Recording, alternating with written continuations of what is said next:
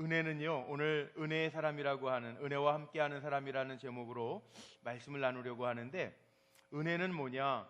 하나님 앞에 예배할 자리에 예배할 수 있는 게 은혜입니다. 오늘 은혜의 자리에 나오신 것 축복합니다. 오늘 주님 만나시기를 바랍니다. 그리고 주님이 내 안에 계심을 확인할 수 있는 시간 됐으면 참 좋겠어요. 주님이 내 안에 계시다. 이게 은혜예요. 우리가 세상 속에 살아가지만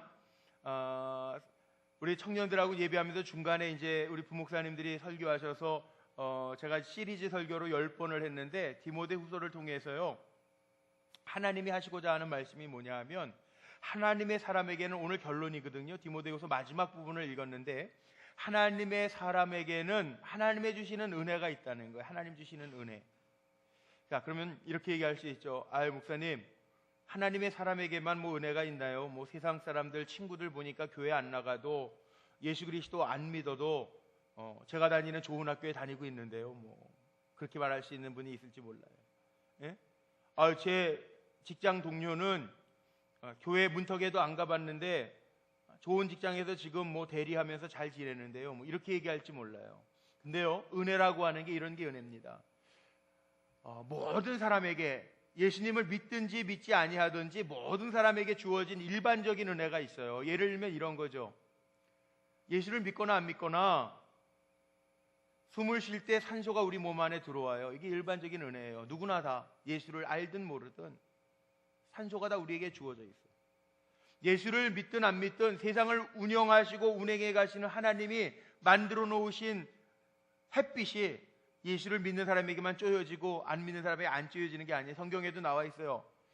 이른 비 늦은 비를요, 예수를 믿든 안 믿든 모든 사람에게 주시는, 이게 일반적인 은혜입니다.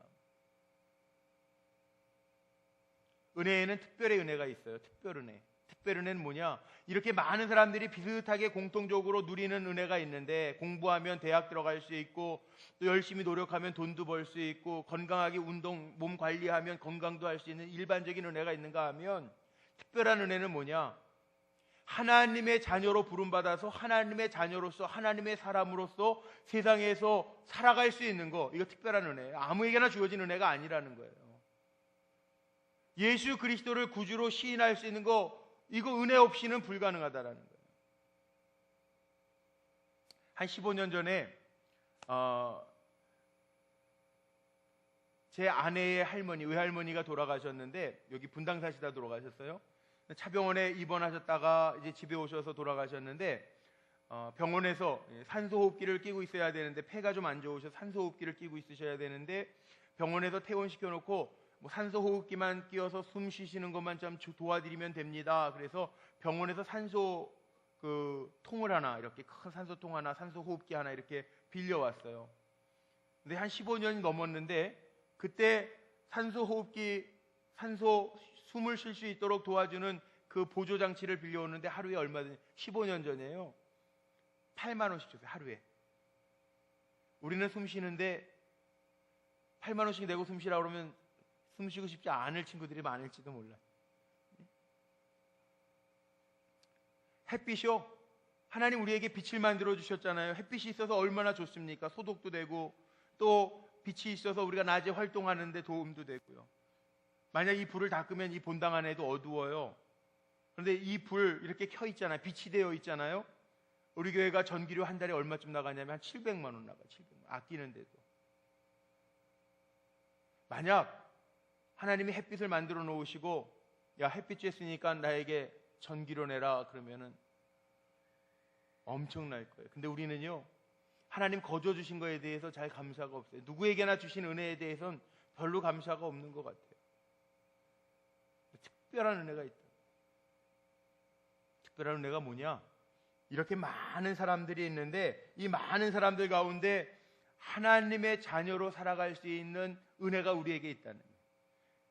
세상에 많은 사람들이 있지만 하나님께서 복 주시겠다고 약속하신 날 주님의 전에 앉아서 하나님 앞에 예배할 수 있는 게 은혜임을 기억하는 우리 젊은이들이 되시기를 주님의 이름으로 축복합니다. 우리가 은혜라고 하는 거 한국말로 은혜 그러지만요, 성경의 원어를 보면 이 은혜라고 하는 것도 두 가지 의미를 담고 있는데, 하나는 카리스라고 하는 단어로 은혜를 씁니다. 이 카리스라고 하는 단어의 뜻은 뭐냐 하면 즐거움, 기쁨, 아름다움, 매력 뭐 이런 뜻을 가지고 있어요. 우리가 하나님께 은혜를 받아서 기쁘게 찬양할 수 있고요, 예배하면서도 즐거울 수 있고요, 평안할 수 있는 게 은혜라는 거예요. 카리스라고 하는 단어의 은혜, 성경에 나와 있는 은혜는 첫 번째 그런 거예요.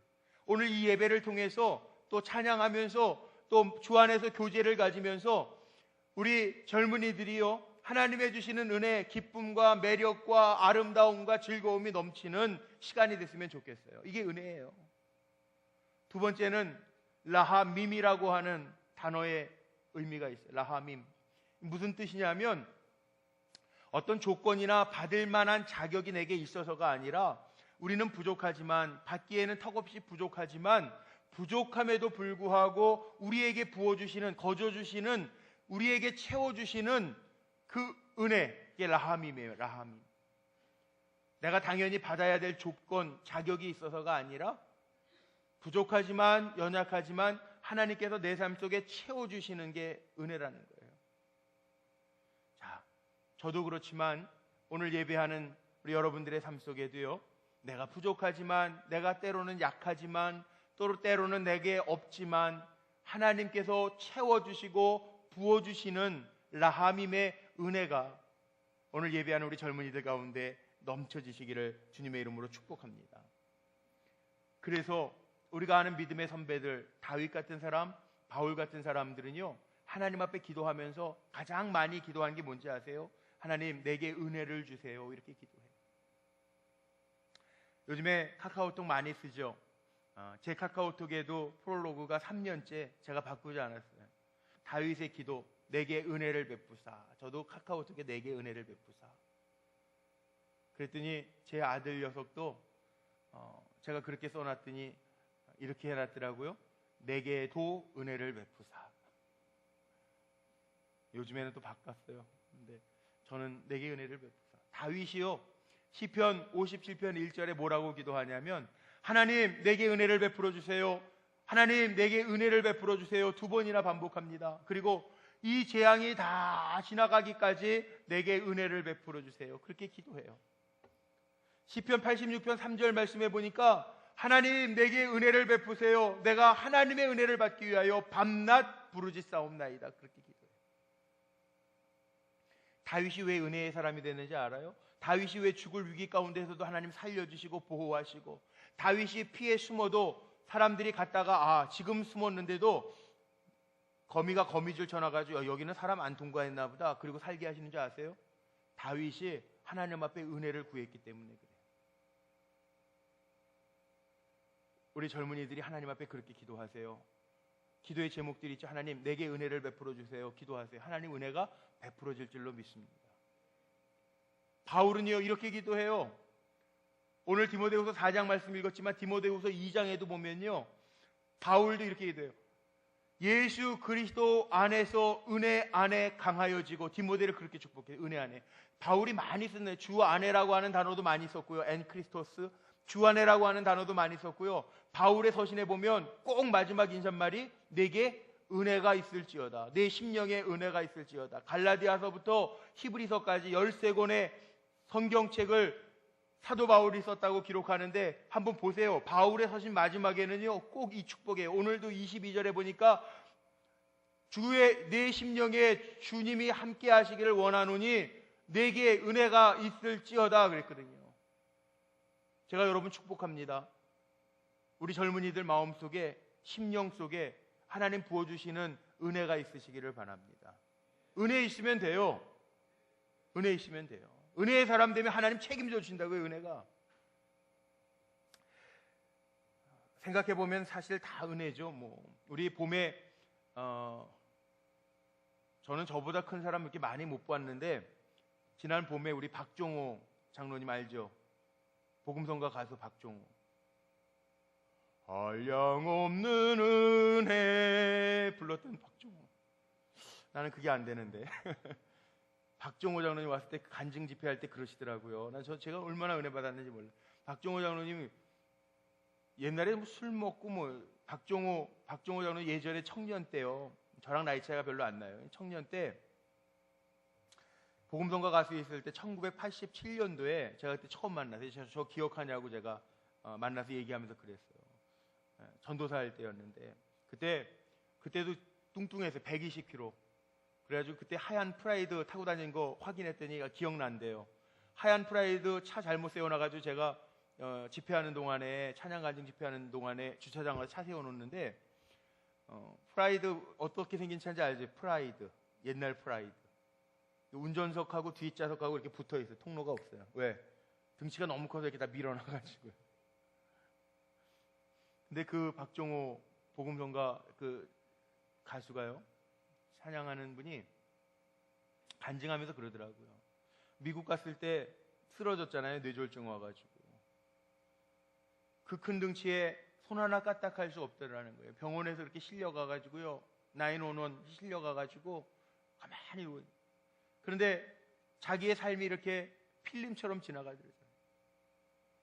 다시 하나님 살려놓고 나서 찬양 작사 작곡한 게 한량없는 은혜, 갚을 수 없는 은혜, 내 인생을 둘러싸는, 애워싸는 하나님의 은혜, 그 노래 작사했다고 고백했죠. 그겁니다. 우리도 한번 생각해보세요. 지난 날들 한번, 아니 한 주간만 한번 돌이켜보세요.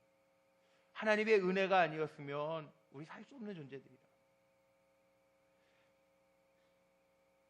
더 나아가서는 저는 구원받은 은혜뿐만이 아니라 사도 바울이 에베소서 1장에 이런 고백도 하거든요. 은혜 위에 은혜로라 고백해요. 은혜 위에 은혜로라. 구원받은 은혜뿐만이 아니고요, 저는 우리 젊은이들이 세상 속에서 하나님의 자녀로서 넉넉하게 이기는 은혜도 있으시기를 바랍니다. 악한 마귀나 아니면 세상의 유혹들이 몰려와도 넉넉하게 이길 수 있는 승리의 은혜가 우리 젊은이들에게 임하시기를 바랍니다. 세상을 살아가면서 문제 없는 사람 없겠지만 많은 문제 속에서도 여호와 니시, 주님이 주시는 승리를 맛볼 수 있는 우리 젊은이들이 다수이시기를 주의 이름으로 축복합니다. 은혜 있으면 된다고. 지난 주간에요, 우리 재수하는 우리 친구 있어요. 누구라고 이름 얘기하면 다 알 테니까 제가 이름은 얘기 안 해요. 어느 권사님 아들 우리 교회에 저한테 문자가 왔어요. 카카오톡으로. 목사님, 아들이 논술, 요즘에 수시 하잖아요. 수능 보기 전에 수시 넣어놓고 논술 시험이 있는데 기도해 주세요. 공부는 아들이 하지만 하나님의 은혜가 있도록 기도해 주세요. 그렇게 왔어요. 그래서 제가 답장 보내서 기도할게요. 맞습니다. 공부는 아무개가 하지만 하나님의 은혜가 있으면 됩니다. 제가 이렇게 답장했어요. 그랬더니 또 문자가 왔어요. 근데요, 목사님, 오늘 논술 보러 갔는데요, 여기 하도 많이 인기학과라 지원을 많이 해가지고요, 110대 1이래요. 경쟁률이. 그렇게 왔어요. 그래서 제가 경쟁률 110대 1이니까 에휴, 그러면 그냥 포기하세요. 그랬을까요? 제가 이렇게 대답했어요. 권사님, 110대 1이라고 하는 경쟁의 숫자는 하나님 앞에서 무의미합니다. 하나님의 은혜가 있는 사람은 하나님이 책임져 주십니다. 취업도 마찬가지입니다. 우리 젊은이들 기도 많이 하잖아요. 취업의 문제 놓고 기도하잖아요. 예? 여러분들이 아니면 여러분들의 부모님들이 저에게 부탁해서, 얼마 전에 뭐 대학원 들어간 친구도 있고 직장도 된 친구들이 있어요. 저는요, 인생이 뭐 예전에 영화에 인생은 성적순이 아니잖아요. 맞아요. 취업도요, 성적순 아니에요. 뭐예요? 하나님의 은혜가 있으면 열려요. 하나님이 여시면 닫을 자가 없다고요. 오늘 기도한 친구처럼, 기도한 친구가 그렇게 고백한 것처럼. 오늘 예배하는 우리 불꽃의 젊은이들 축복합니다. 하나님의 은혜가 있으시기를 바랍니다. 하나님의 은혜가 있으면 돼요. 하나님께서 책임져 주시는 역사가 있으면 돼요. 오늘 바울은요, 사실 이게 바울의 유언이기도 해요. 축복의 말씀이기도 하지만 바울의 유언이에요. 왜냐하면 사도 바울이 이 디모데에게 보내는 마지막 편지였는데, 이 편지를 보내놓고 나서 보름 후에 로마 감옥에서 순교했단 말이에요. 처형당해서. 그런데 이 마지막 편지에 뭐라고 그랬냐 하면 17절에 보니까 사도 바울이 그렇게 고백합니다. 내 곁에 서서 나에게 힘주시는 것, 내 곁에 서서 나에게 힘주시는 분이 계시다라는 거예요. 이게 은혜입니다. 바울이 얘기하는 은혜예요. 여러분이 어디에 가 있든지 여러분 곁에 서서 때마다 시마다 하나님이 힘주시면 그게 은혜라고요. 쫄지 마세요. 염려하지 마세요. 여러분이 어디 가든지 은혜 있는 사람에게는 하나님이 곁에 서서 힘주신다고요. 이게 은혜예요. 18절에 보니까 뭐라 그러죠? 모든 악한 일에서 건지는 것, 건짐받는 것, 이게 은혜라고요. 헬렌 켈러 여사의 이야기는 뭐 말하지 않아도 알 거예요. 1800년도서부터 1968년까지 87살을 사셨는데, 미국에 물론 작가이기도 하고 교육가이기도 하고 또 사회운동가기도 했죠. 그런데 눈도 못 보고 귀도 안 들리고 말도 못했어요. 그 삼중고 헬렌 켈러라고 하는 책도 있잖아요. 그런데요, 귀도 안 들리고 눈도 안 보이고 말도 못했는데 이 헬렌 켈러 여사가 장수했어요. 87살 살았는데 마지막 순간에, 인생 마지막 순간에 기자가 이렇게 질문합니다. 헬렌 켈러 여사한테.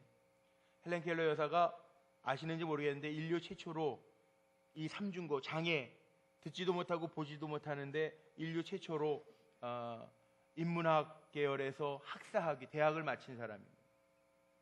최초로. 물론 1850년대 태어났으니까 대학 다니는 사람은 그 당시에 그렇게 많지 않았겠지만, 질문을 했어요. 기자가 헬렌 켈러 여사한테 뭐라고 질문했냐면, 귀도 안 들리고 눈도 못 보고 말도 못하면서 이렇게 힘들게 평생을 살아오셨는데 하나님에 대해서 원망하신 적은 없습니까? 질문했어요. 헬렌 켈러 여사가 뭐라고 대답을 했냐 하면 이렇게 대답을 했습니다. 아니요. 하나님이 내게 주신 은혜를 생각할 때 감사하기에도 시간이 부족한데 어떻게 원망할 시간이 저에게 있었겠습니까? 그렇게 고백해요. 이해가 안 되죠. 사람의 마음으로는 정말 이해가 안 되잖아요. 부족한데, 연약해서 눈도 안 보이고 귀도 안 들리고 말도 못했는데 왜 원망을 안 했겠을까? 이렇게 생각해요. 그런데 헬렌 켈러 여사는요, 볼 수도 없고 말할 수도 없고 들을 수도 없었지만 늘 사도 바울처럼 곁에 서서 자기를 지키시는 하나님이 계시다라고 하는 것 때문에, 힘주시는 하나님이 계시다라고 하는 것 때문에 원망보다는 감사하는데도 시간이 부족하다라고 이야기하고 있습니다. 사도 바울도 마찬가지예요. 은혜의 사람은 이럴 수 있었기 때문에 사도 바울은요, 서신서마다 너희에게 은혜가 있을지어다 이렇게 축복하는 거예요. 은혜가 있을지어다. 은혜 있는 사람은, 하나님이 우리에게 베풀어 주신 은혜를 경험한 사람은 기쁠 수밖에 없는 거고 감사할 수밖에 없다라는 거예요. 은혜가 있는 사람은 뭔가 달라요. 은혜 있는 사람은 뭐가 다른지 아세요? 은혜가 있는 사람, 은혜가 함께하는 사람, 하나님의 은혜를 맛본 사람은요, 절대 교만하지 않아요. 왜? 내가 강한 것보다 하나님이 강하신 게 좋기 때문에 그래요.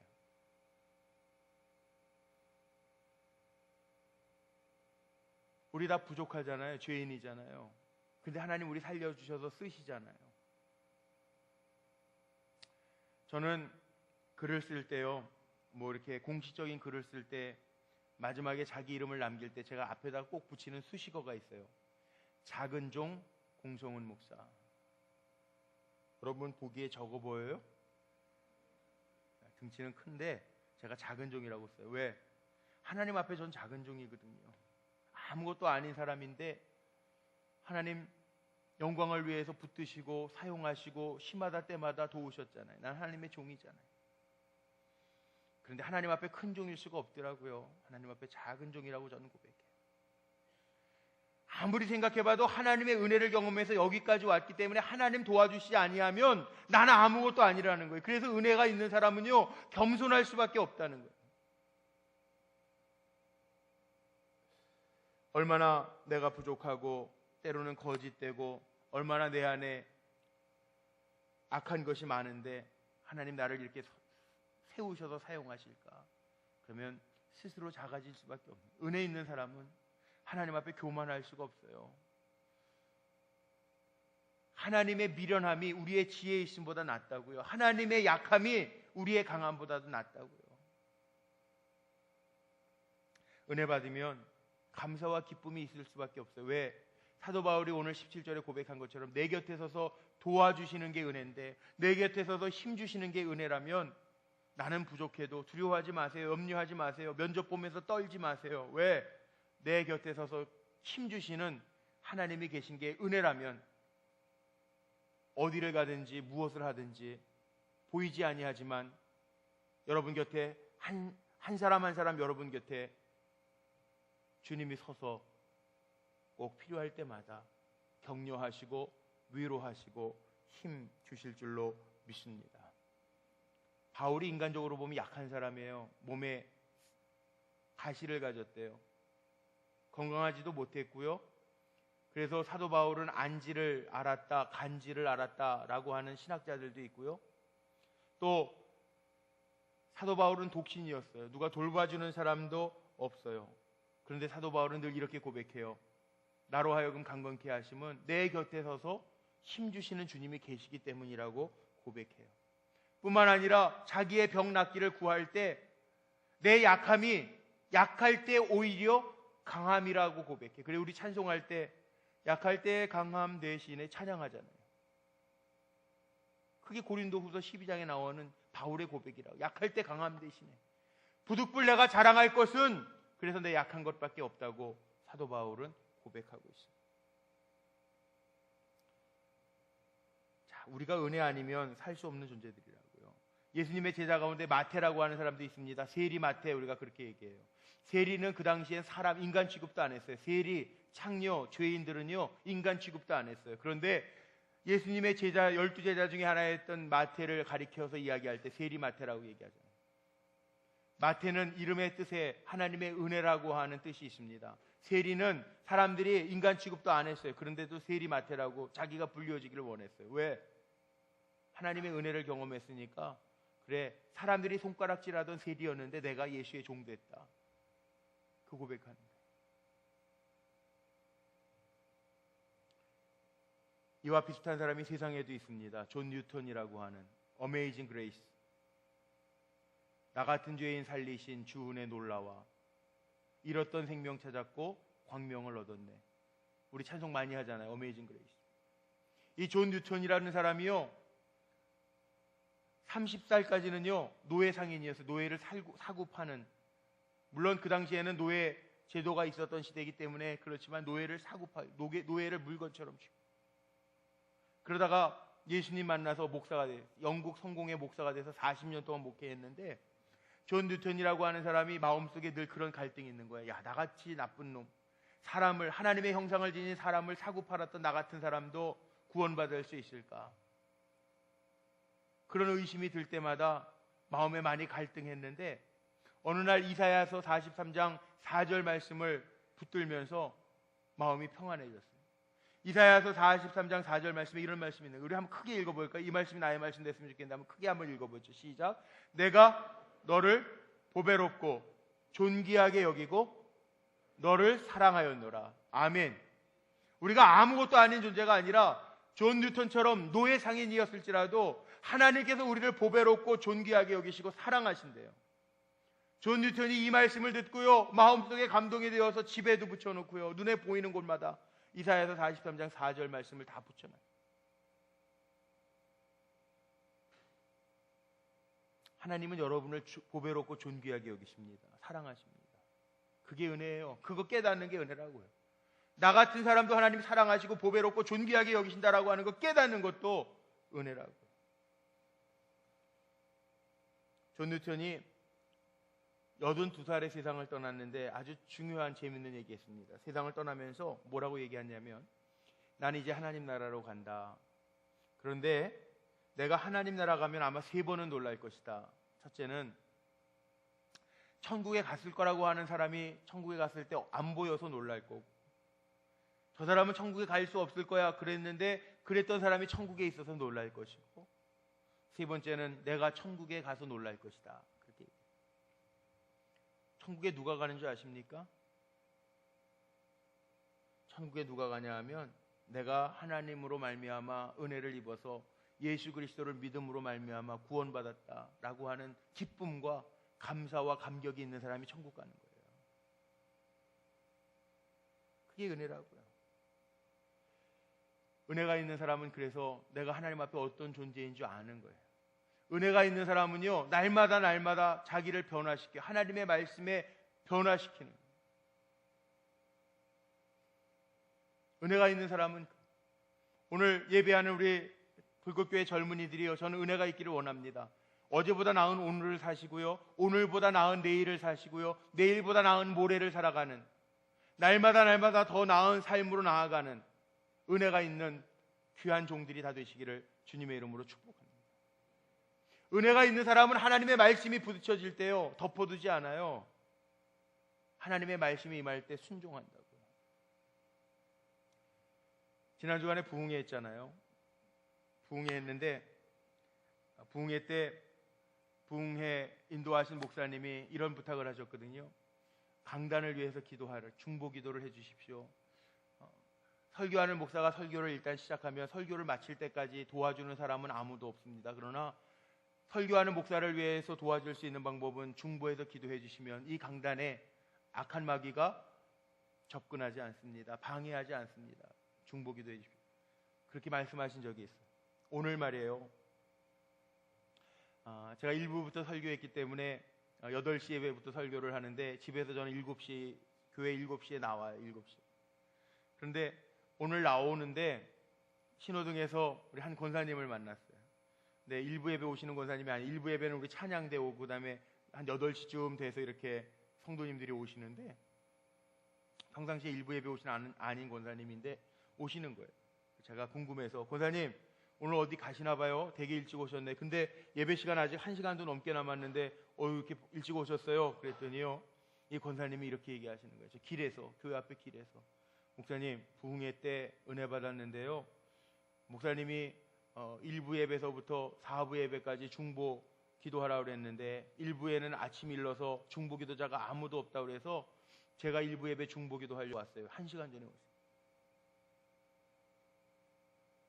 목사님, 저는 그 이야기 들으면서요, 얼마나 고맙고 감사한지. 그래서 제가 1부 예배 때 원고에도 없는 그 설교하면서, 제가 1부 예배 때 설교 잘했을까요, 못했을까요? 물론 사람 들으라고 설교 잘하는 건 아니지만 은혜가 있더라고요. 은혜가. 이게 은혜구나. 그런데 더 놀라운 거는 1부 예배 성도님들이 많이 왔어요. 딴 때보다 더. 1부 예배 한 100명, 오늘 아마 제가 몇 명인지 안 물어봤는데 좀 더 많이 온 것 같아요. 다른 때보다 좀 많이 오셨어요. 나갈 때 인사하는데 저 뒤에서 1부 예배 안 나오시던 권사님이 또 오셨네. 그래서 저는 1부 예배 일찍 드리고요, 8시 예배 일찍 드리고 어디 가시는 줄 알고 인사하면서, 권사님 왜 이렇게 일찍 오셨어요? 오늘 또 어디 가시나 봐요. 그랬더니 그 연세 많으신 권사님 그러는 거예요. 1부 예배 드리고요, 2부 예배 목사님 설교하시기 전에 예배 위에서 중보기도 하려고 올라가려고 그래요. 기도실에. 여러분은 아무렇지도 않은지 모르지만 설교하는 저는요, 그 말씀 들으면서 울었어요. 제 방 가가지고 펑펑 울었어요. 너무 좋고 감사해서.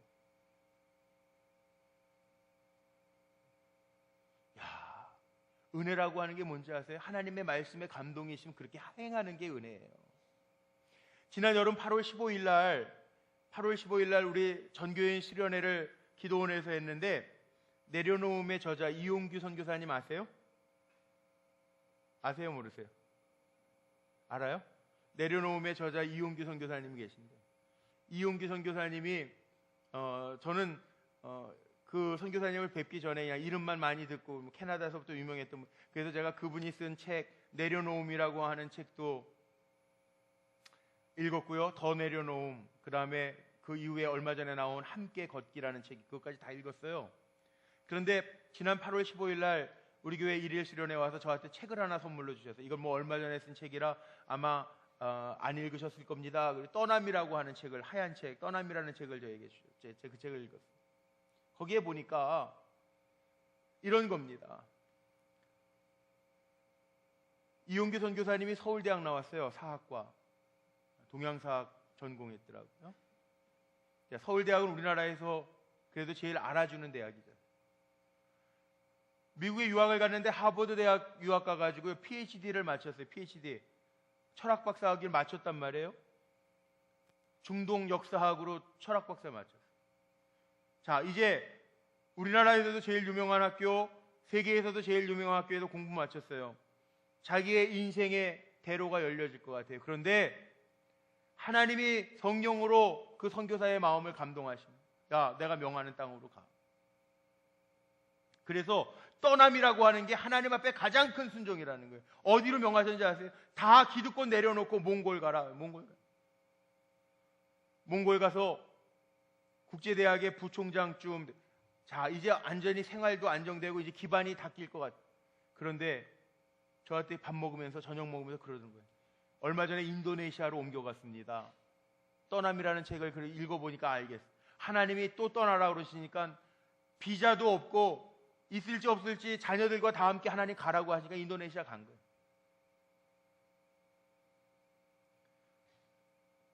어떻게 이게 가능할 수 있었을까? 오늘 함께 읽은 디모데후서 4장 18절 말씀에 보면요, 하나님이 악한 일에서 건져내시는 게 은혜라고 그랬잖아요. 이게 무슨 뜻이에요? 하나님이 인도하시고 보호하시면, 하나님이 건져내시면, 하나님이 인도하시고 지키시면 된다는, 이게 은혜거든요. 그 선교사님 마음에는요 이 은혜가 있는 거예요. 하나님이 인도하시겠지, 하나님이 말씀하셨으니 하나님 지키시겠지, 하나님이 명령하셨으니 순종하고 떠나면 하나님께서 내 환경과 처지를 다 책임져 주시겠지, 이런 믿음으로 가는, 이게 은혜입니다. 오늘 예배하면서, 예배를 하나님 앞에 드리면서 우리 젊은이들이요, 하나님이 지켜주시겠지, 인도하시겠지, 하나님이 말씀하시고 감동하시는 대로 순종하면 하나님께서 내 인생을 책임져 주시겠지, 이런 믿음으로 사시기를 바랍니다. 째째하게 관계 속에서 삐지고 아파하지 마세요. 여러분은 아무것도 아닌 사람이 아니라 하나님의 은혜가 함께하는 사람들이라고요. 하나님의 말씀에 순종하고 감동하실 때 따라가면 하나님께서 여러분들을 존귀하게 쓰실 줄로 믿습니다. 마지막 결론. 근데 하나님 왜 이 은혜를 주실까요? 하나님 왜 우리 곁에 서서 힘을 주실까요? 때마다 시마다. 하나님께서 왜 이 세상 살아가는데 악한 세상 가운데에서 우리를 건져내실까요? 왜 우리를 인도하시고 보호하실까요? 이유가 있습니다. 오늘 본문 한번 다시 한번 펼쳐볼게요. 오늘 디모데후서 4장 17절 말씀 한번 보세요. 디모데후서 4장 17절 말씀에 보니까 정말 존귀한 말씀이 있어요. 뭐라고 그랬나 한번 보세요. 여기에 앞에 화면에 준비해 주셨네요. 우리 같이 한번 읽어볼까요? 17절 시작. 나로 말미암아 선포된 말씀이 온전히 전파되어 모든 이방인이 듣게 하려 하심이라. 왜 우리에게 은혜를 주셨냐면 나로 말미암아 선포된 말씀. 선포된 말씀 뭐예요? 아브라함 부르실 때 하나님 복 주시겠다고 약속하신 말씀이 선포된 말씀이잖아요. 내가 너에게 복 주는 자를 복 줄 것이고 내가 너를 저주하는 자에게 저주할 것이다. 이 선포된 말씀이 약속의 말씀이라고요. 누구든지 예수를 믿는 자에게 구원을 얻게 하시겠다. 이게 선포된 말씀이라고요. 믿음으로 주님을 바라보는 자에게 하나님의 나라를 유업으로 주겠다. 이게 선포된 말씀이에요. 나로 말미암아 보이지 않는 하나님이지만 우리에게 은혜 주셔서 우리 곁에서 힘 주시고 악한 거에서 우리를 건져내셔서 우리를 통해서, 나를 통해서 보이지 않는 하나님이 보이게 하시겠다는 그 목적으로 우리에게 은혜 주셨다.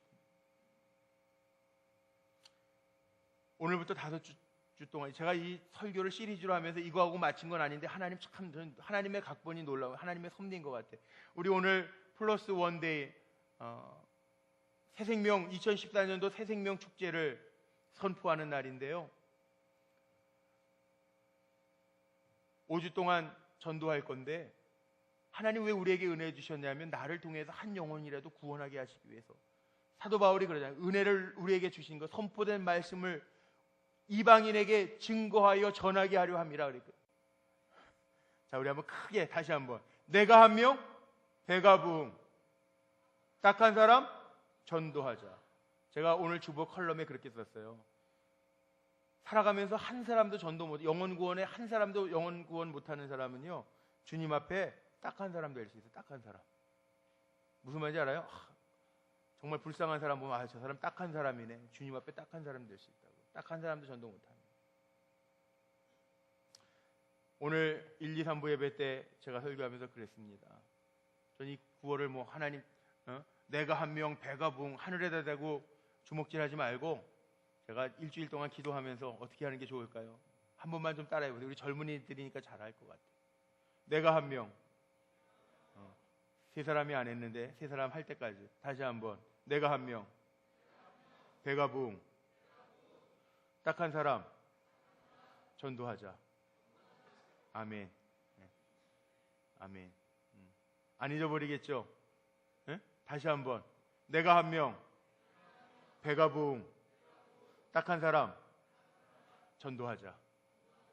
하실 수 있겠어요? 하나님이 우리에게 은혜 주신 이유가 그거라는 거예요. 하나님이 우리에게 힘 주시고 하나님이 우리를 악한 데서 건지시는 이유가 뭐냐?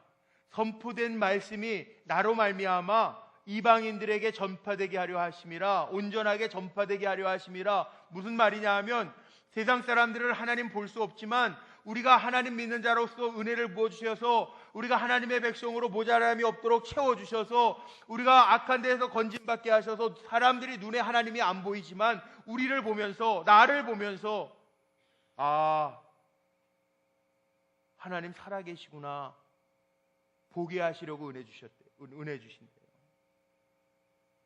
저는 우리 젊은이들 축복해요. 기도하는 대로 하나님께서 여시는 은혜가 있으시기를 바랍니다. 왜 그 은혜를 주시냐? 우리를 통해서 아, 하나님 살아계시는구나 라고 보여지기를 하나님이 원하시기 때문에 은혜 주신대요. 은혜도 많이 받으시기를 바랍니다. 살아가면서 열린 문의 축복을 허락받으시기를 바랍니다. 그리고 이 은혜를 왜 주셨느냐? 나를 통해서 보이지 않는 하나님이 보여지는 역사가 나타나기를 간절히 소망합니다. 자, 우리 기도하십시다. 이제 결단하면서 기도할 텐데 오늘 이렇게 기도했으면 좋겠어요. 하나님, 딱 한 사람이라도 전도할 수 있는 힘과 지혜를 내게 주세요. 하나님, 나에게 은혜 주셔서 나를 통해서 보이지 않는 하나님이 보여질 수 있도록 도와주세요. 우리 간절한 마음으로 우리 2분만 기도합니다. 우리 2분만 주여 한번 부르시고 기도합시다. 주여! 좋으신 아버지 하나님,